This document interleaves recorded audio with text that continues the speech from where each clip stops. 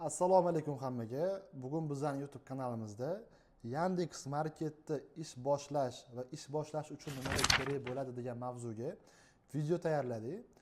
Hozirda Yandex Market O'zbekistonda ommalashib boryapti.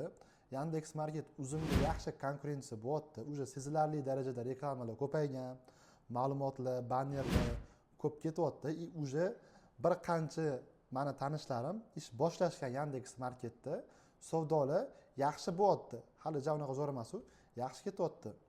Xo'p, boshlaydigan bo'lsak, Yandex Marketda ish boshlash uchun nima qilish kerak?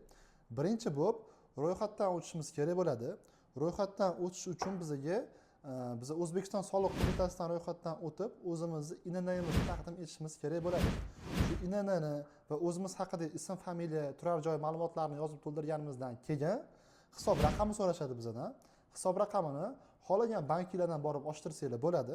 Men o'zim Buyuk Ipak yo'li bankidan ochtirganman. Menga qulay. Ko'pchilik Kapital bankka maqtaydi, lekin Kapital bankda to'g'risi qachon borsam o'chirtlar juda ham katta bo'lgan. Ipak yo'li qulay bo'lgani uchun men Ipak yo'lidan ochganman. Mana shu ochtirgan hisob raqaminglarni biriktirsanglar, o'sha hisob raqamiga sizlarda bo'lgan savdodan pullar kelib tushadi. Hech qanaqa muammo bo'lmaydi Yandex Marketda. Biz o'zimiz ham ro'yxatdan o'tayotganda ko'rdik. Siz o'zingizga kerakli uslubni tanlaysiz. Bir haftada sizga pul tashab bersinmi yoki bir haftada 2 martami xohlasangiz, bir oyda bir marta yoki bir oyda 2 marta sizga Yandex pulni tashab beradi. Hisob raqamini biriktirganingizdan keyin, undan keyin yana to'liq ma'lumotlarni kirgizasiz. O'zingizni firmangiz haqida yoki yuridik shaxs bo'lsangiz, yuridik shaxsning ma'lumotlarini kiritasiz. Hamma ma'lumotlarni kiritib bo'lganingizdan keyin Yandexga so'rovnoma jo'natasiz. Yandex uni ko'rib chiqadi, keyin sizga javob beradi. Agar ularga hammasi ma'qul kelgan bo'lsa, sizga elektron shartnoma, ya'ni Docs orqali jo'natishadi. O'sha shartnomani siz tasdiqlashingiz kerak bo'ladi. Buning uchun siz o'sha o'zingiz ochgan INN orqali Docsdan ro'yxatdan o'tasiz va ro'yxatdan o'tib, o'zingizni shaxsiy kabinetingizga kirib, yo'riqnomani tasdiqlaganingizdan keyin sizga Yandex Marketda kabinet ochiladi. O'sha kabinetga kirasiz. Kabinetda siz o'zingizni do'koningizni nomini, do'koningiz qaysi vaqtda ishlaydi, qanaqa ishlaydi, hammasini tanlashingiz mumkin. O'sha yo'riqnomani tasdiqlaganingizdan keyin birinchi qilinishi kerak bo'lgan ish bu ishlash uslubini tanlash. Yandexda hozir ikki xil ishlash uslubi bor. Birinchisi, Yandex skladiga mahsulot olib borib qo'yasiz, FBO deyiladi. Ikkinchisi FBS, o'zingizni skladingizdan mahsulot sotasiz. Buni nima farqi bor?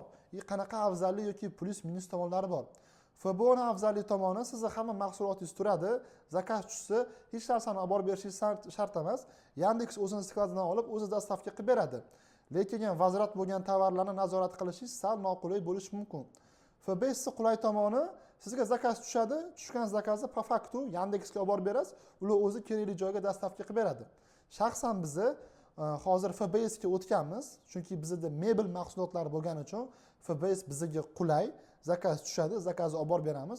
Shu uslubda ishlaymiz. Bundan tashqari, shu ishlarni qilib bo'lganingizdan keyin kartochka temasi bor. Tovaringizni kartochkasini yaratishingiz kerak. Bu alohida katta mavzu. Xudo xolisa, agar videomiz yoqsa, ma'qul kelsa, Yandexda kartochkalarni yaratishga ham alohida video qilamiz. Agar yana qanaqadir savollar bo'ladigan bo'lsa, shu videoning tagida men o'zimni Telegramimni qoldiraman, bemalol bersanglar bo'ladi.